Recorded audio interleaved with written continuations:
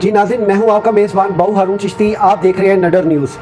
नाज़रीन, आज का मेरा जो व्लॉग है वो है ड्रामा सीरीज़ सलाहुद्दीन अय्यूबी, जो कि इस वक्त पाकिस्तान में हम टीवी चैनल्स पे वो दिखाया जा रहा है। नाज़रीन, ये जो ड्रामा है तुर्की वालों ने इसको कॉस्ट किया है। इसके अंदर किस हद तक गलतियाँ हैं, किस हद तक इसके अंदर तारीख, झूठी तारीख बताई जा रही है।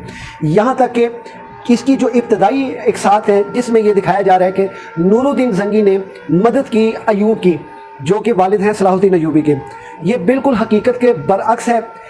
आज मैं जो आपके सामने हकायक रखने जा रहा हूँ तुर्की के, ये चीज़ सुन के कि तुर्की ने इसराइल की रियासत को तस्लीम भी किया हुआ है, उसके साथ सफारती ताल्लुक भी रखे हुए हैं और यहाँ तक कि नेटो का भी मेंबर है। अब आज पूरी दुनिया में जो हम तुर्की को एक इस्लामिक हीरो के नाम पे हम जानते हैं, उसको मुतारिफ करवाया जाता है, बताया जाता है कि इस वक्त जो अगर सही काम कर रहा है दीन के ऊपर या इस्लाम के ऊपर, वो है तुर्की और उसका जो लीडर है सदर तैयब उर्दुगान। नाज़रीन, मैं आपको बताता हूँ कि तारीख ये बताती है कि नजमुद्दीन अय्यूबी ने नूरुद्दीन ज़ंगी के वालिद इमामुद्दीन ज़ंगी की मदद की थी। किस लिहाज से मदद की थी? जबकि ये दोनों बनु अब्बास और ये आपस में खाना जंगी के आलम में थे और इनकी जंग लगी हुई थी। ये जो गवर्नर था अय्यूब, इसने इमामुद्दीन को नूरुद्दीन के जो वालिद हैं उनको पनाह दी थी इस मत पे इंसानी हमदर्दी के कि ये जो है खाना जंगी ख़त्म हो जाए, और उनको बाहिफाजत पनाह देकर उनके शहर वापस पहुँचाया। जिस पे अमीर बहरोज़, बनु अब्बास का जो अमीर है, उसको इस चीज़ की जब इतला पहुंची, खबर पहुंची, उसने इस पर सीख पा होते हुए इनके ऊपर चढ़ाई का जैसे ही इरादा किया तो अय्यूब अपनी फैमिली के हमरा जो है ज़ंगी के रियासत में चले गया। दमिश्क में जाके उसने उनसे पनाह ली, जिस पे उसने उनकी मदद भी की। यहाँ तक कि उसने उसका एहसान का बदला जो है वो इस सूरत में लौटाया कि उसको पनाह भी दी और गवर्नर भी बनाया और आला मुकाम पे, आला ओहदों पे भी उसको और उसके बच्चों को फायज किया। अब यहाँ पे ड्रामे में ये दिखाया जा रहा है कि ये नूरुद्दीन ज़ंगी जो है बेसिकली ये सलाहुद्दीन अय्यूबी को इसलिए ले पालक किया। जो नूरुद्दीन ज़ंगी है ये तुर्क कबीले से ताल्लुक़ रखता है, ये तुर्क लोग हैं, और जबकि सलाहुद्दीन अय्यूबी ये कुर्द लोग हैं जो कुर्द कबीले से ताल्लुक़ रखते हैं।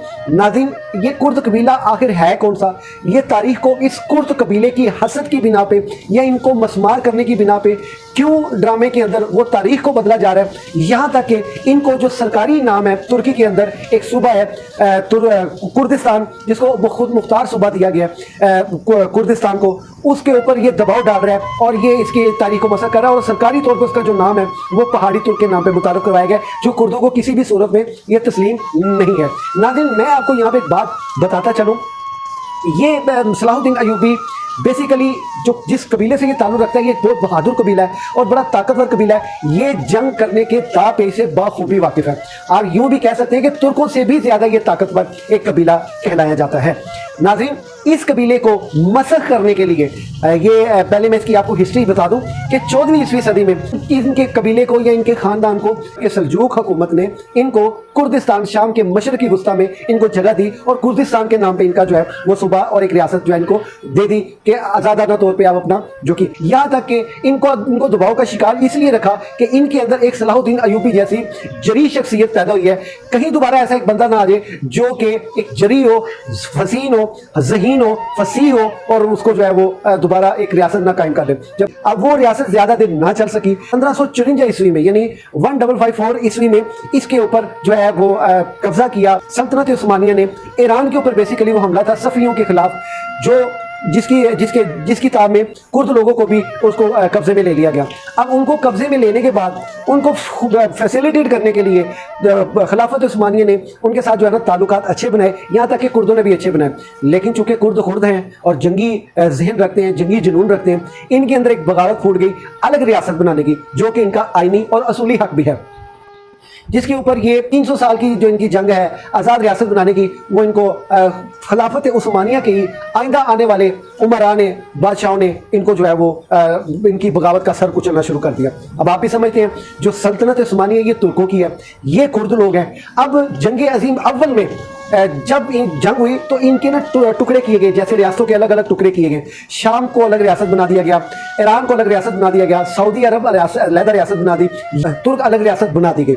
नाज़रीन, यहाँ पे जो तुर्क कुर्द लोग हैं वो उनको अलग आज़ाद रियासत, अलग रियासत बनाने के लिए जो है उनकी कोशिशें नाकाम हो गई कि जब उनको दबाव डाला गया और यहाँ तक सुहाने बाग दिखाए गए कि हम आपकी मदद करेंगे, हेल्प करेंगे कि आपको हम एक आज़ाद रियासत बना दें।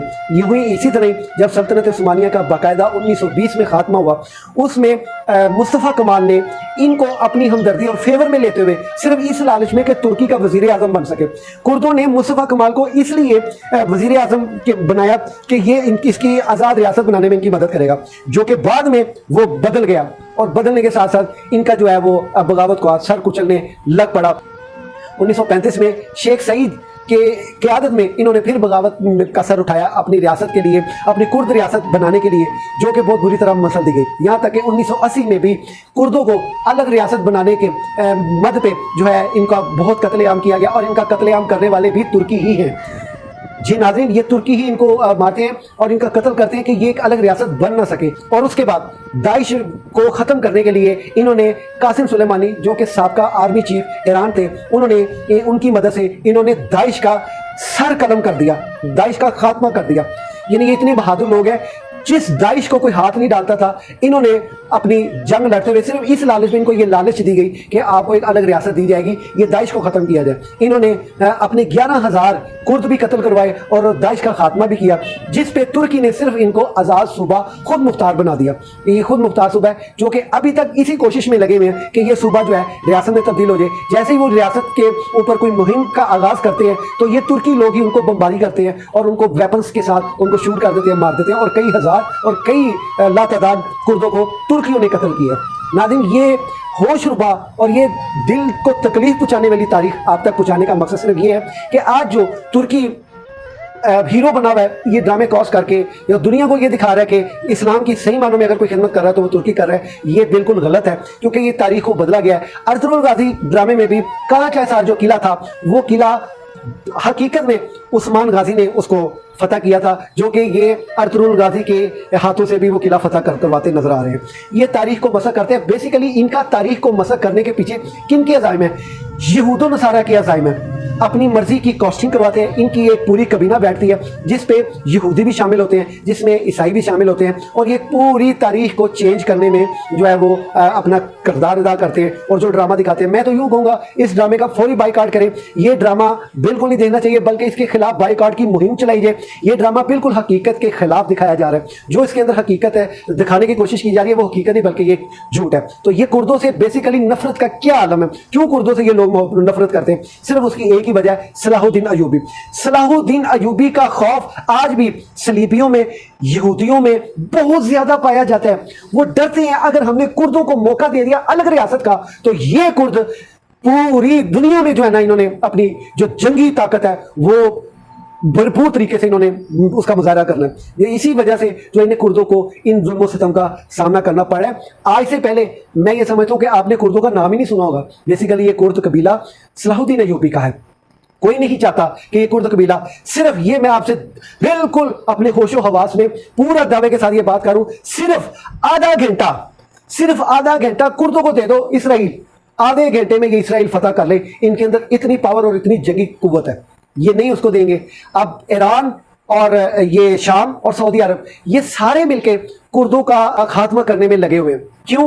क्योंकि तुर्की जो है, तुर्की, ईरान और शाम और सऊदी अरब ये चार ममालिक कभी भी नहीं चाहेंगे कि कुर्द ऊपर आए। अगर कुर्द अलग रियासत बनाने में कामयाब हो जाते हैं, मैं ये समझता हूँ ये वैसी नडर और बेबाक कौम है कि जिन्होंने एक स्टेप लेने में देर नहीं करनी। जिस तरह सदाम हुसैन रहमतुल्लाह अलैह ने एक औरत की दर्द भरी आवाज में वहां पे मिसाइल दागे थे, सिर्फ इस मद पे कि वहां पे जुल्म हो रहा है। जबकि ये ईरान ने पीछे एक ड्रामा किया था, उनकी सफारती जो है वो जंग हुई थी, ना कि मुसलमानों के हक में ये जंग हुई थी। ये याद रखिएगा, ईरान ने वहां पे उनके जो शिप कब्जे में लिए गए थे इसराइल की जानिब से, उसके ऊपर उन्होंने वहां पे मिसाइल किए थे, वो भी एयर बेस पे किए गए थे।